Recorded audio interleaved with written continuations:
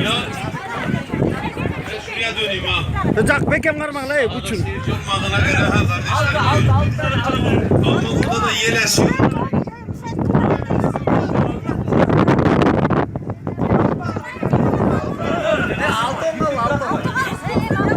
Evet. 3 bayan vardı buraya da. Bekliyoruz. Şirin gel.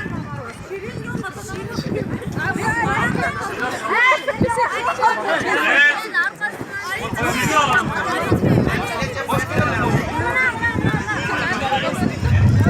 Sizi buraya alalım.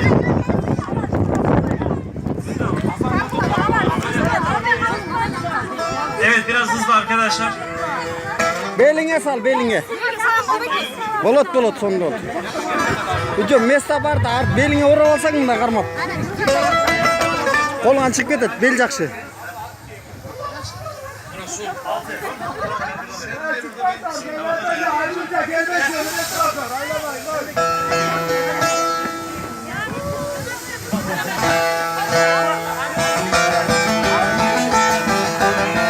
Nereden kıla?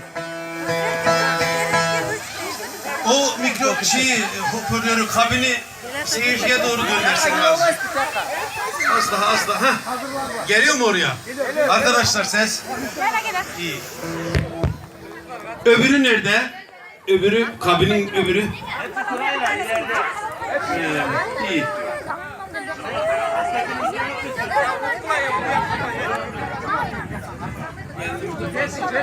Evet, son hazırlıklar. Bakayım. Tamam. Evet, dur la, dayan. Tam böyle net gidiyorsa güzel.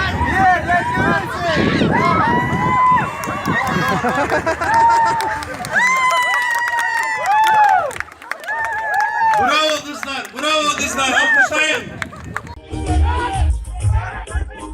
Hadi. Ankara'sı. Kırgızlar. Hey. O Ankara'sı. Davay. Davay.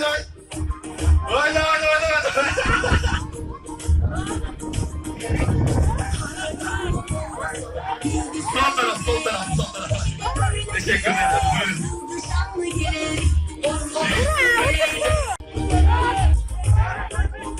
Hadi.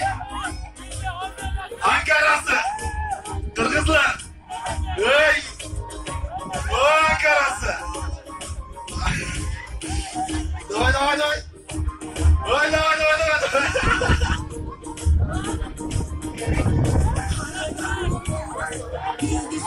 Sol taraf. Teşekkür ederim.